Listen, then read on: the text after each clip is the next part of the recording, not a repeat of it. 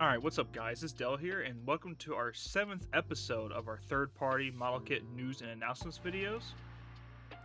We'll just jump right on into it, but first we're always going to have to talk about most of these pictures and information I found was from the Playing One Time's Facebook page, so there'll be a link in the description, be sure to go check those guys out.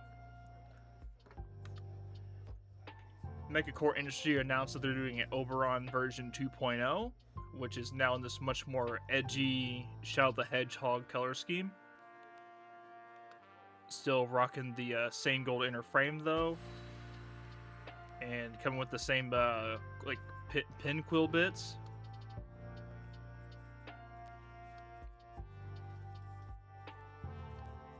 And the main differences that, at least from my understanding, is it's going to have a new head and a slightly different chest. So I've been picking this guy up as I love that kit. We got some more images of that Lynx recolor in the desert camo, and also with the fixed waist part, so that's great. Yeah, it's just, I mean, it's basically the same kit. It's not basically the same kit, it is the same kit with just a new desert color scheme, which I'm probably going to skip this one. I have the green one, and I don't like it enough to go buy this recolor.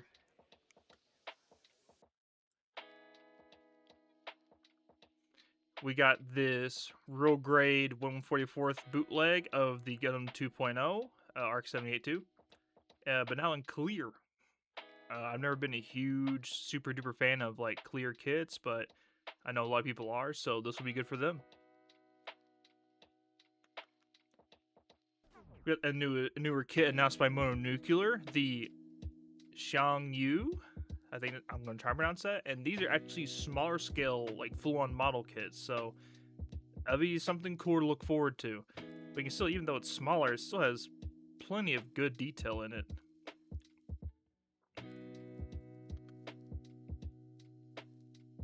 Yeah, like it looks good for being a smaller scale kit.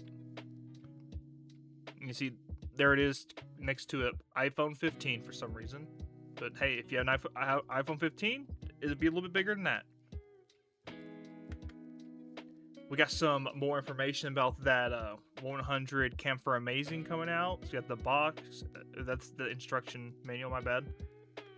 And we gotta look here at the runners. I didn't include all the runners here, just a good handful of them. You can usually see like the painted blue looks really good. I hope it's undergated well.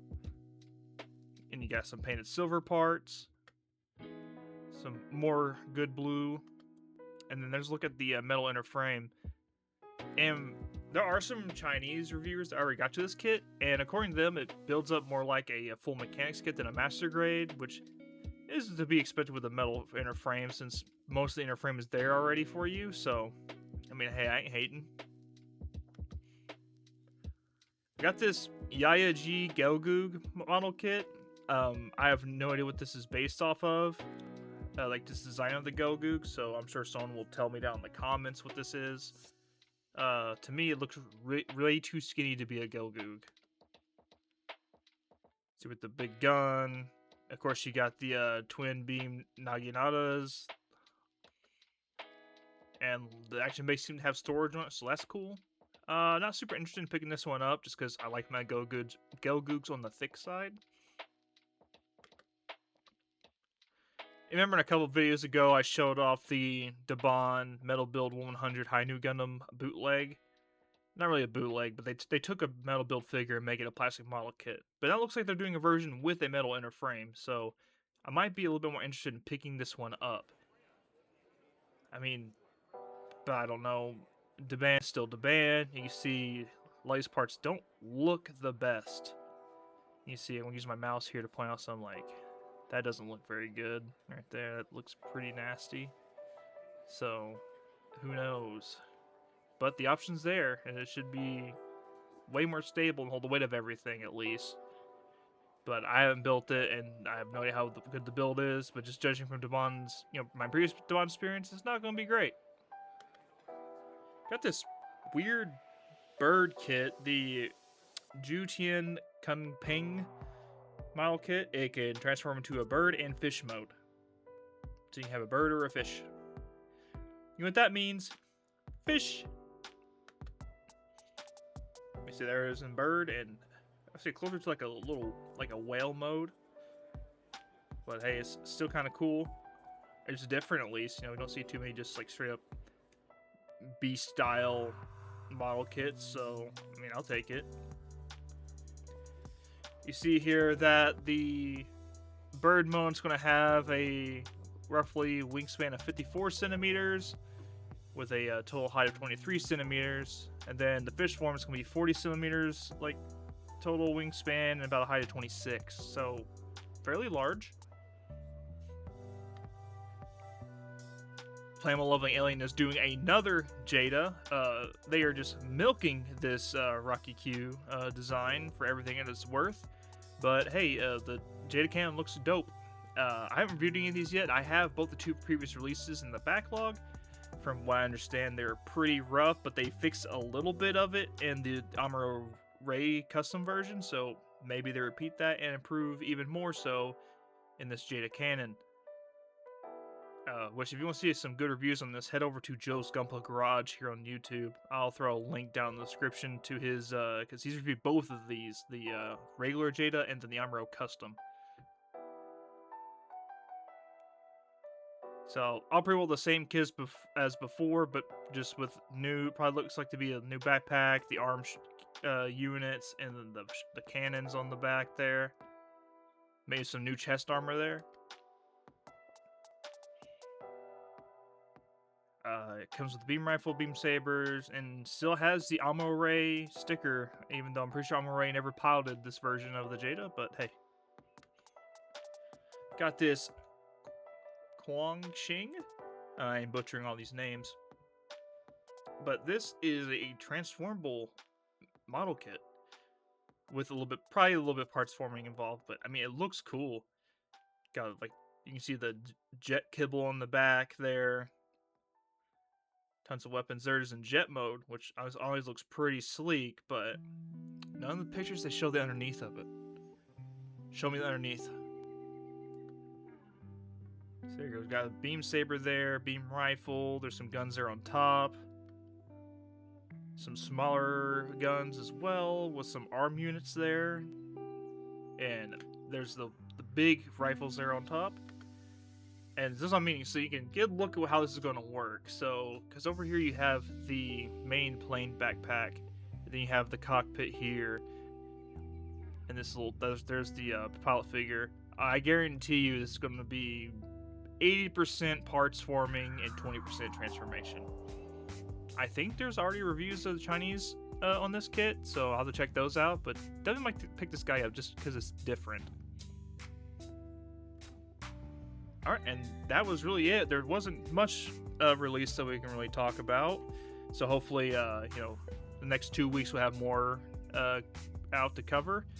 But what's coming up and, you know, what's coming out from me, as you guys know, I finished the Monument EX, aka Tallgeese / Flugel / Tallgeese 3. This was a really great build. Can't wait for you guys to see the review of it. And honestly, I had so much less fitting issues than the original Monument. So hopefully that's for everyone's copy, and I just didn't get a lucky one. But just overall shot, and then there's this shot that I just was super proud of. Like, got it right there through the wings. I think it looks really cool. That's probably going to be the thumbnail. But then, as you know, according to the poll I did, we're now working on the Kane Toys Fuxi, which so far has been a fairly enjoyable build. It has, you know, pre-built metal / plastic inner frame, just like the previous 3 kits have. And I'm really liking the color separation and color scheme on this guy. You got the gold, the green, the reds. There's other shades of green that I haven't got to yet. So I think it's going to shape up to be very cool. And the big serpent's going to be super exciting to get to. And as far as mail goes, I finally got my hands on the Wolf Technologies Barbados Lupus Rex, along with I had to replace my Display 3.0 nippers as I broke them on the Monument EX. Not the kid's fault, it was totally me. I used them wrongly, so I picked up this nice pair of Retool 3.0s off Amazon for about 30 bucks, and so far they've been really good. And don't worry, on the way I have the 160 Barbados Lupus Rex. I have the Lunivore Barbados Lupus Rex. The N-Era Finrer is finally on its way to me. And then in person, on hand, I have the 135th Barbados Lupus bust. So definitely the Wolf Tech, Lunivore, and 160 will be able to pull together, so we can get all those videos out so you can compare which one's actually the best Barbados Lupus Rex to get. Then we also got in this behemoth of a box. This box is bigger than the Monument EX box, and probably one of the biggest boxes I have outside of a Mechanicore kit. And this is Sunday Hobby's latest kit, the First Emperor. I can't remember his name, but this guy looks awesome, and he comes with a big dragon. So it's basically 2 kits in the box, which explains the size of it. But yes, you know me, I love Sunday Hobby's kits, so I'm super excited to get to this one. This kit will probably be on the next poll after the Odin review, so look forward to that. And as always, guys, thank you so much for watching. And be sure to check down the bottom for all the links of the products I could find. Those pre-order links are, of course, going to be on Gundamit.com, a sponsor of this channel, as long as the Discord link and links to the Play One Time's Facebook page, Joe's Gunpla Garage channel for those Jeda reviews, so you can see how those are, because at the rate I'm going, it'll be 2 years from now before I get to them. And always remember, if you like what I'm doing here, please remember to like, comment, subscribe, as that is the best way to help grow this channel, as this would not be here and doing as great as I am without you guys. So, as always, until next time, y'all take care.